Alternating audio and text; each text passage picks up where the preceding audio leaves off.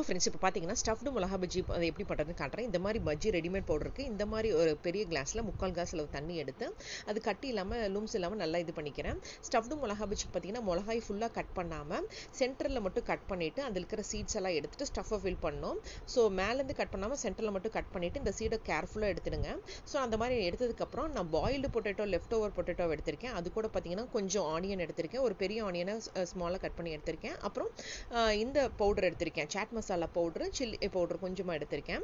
So இதெல்லாம் போட்டு நல்லா வந்து உருண்டை பண்ணி அதில் ஸ்டஃப் பண்ணிக்கிறேன். ஸ்டஃப் பண்ணி எடுத்துட்டு இந்த சில்லியை பார்த்தீங்கன்னா இந்த மாதிரி அந்த பஜ்ஜி மாவு கரைச்சதில் லைட்டாக டிப் பண்ணி எடுத்திருக்கேன். ஸோ இந்த அளவுக்கு நல்லா டிப் பண்ணி எடுத்ததுக்கப்புறம் ஆயிலில் போட்டு ஃப்ரை பண்ணிக்கலாம். என்னோட கடாய் வந்து பார்த்தீங்கன்னா ஓரளவுக்கு மீடியம் சைஸாக இருக்கனால ஒன்று தான் போட முடிஞ்சு. உங்கள் கடாய் சைஸ்க்கு தகுந்த மாதிரி நீங்கள் போட்டுக்கோங்க.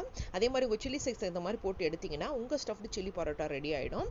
ஸோ இந்த மாதிரி பண்ணி எடுத்திங்கன்னா இந்த ஸ்டஃப்டு சில்லி பரோட்டா எல்லாருக்கும் குட்டீஸ்க்கு பிடிக்கும். நான் இதை ட்ரை பண்ணி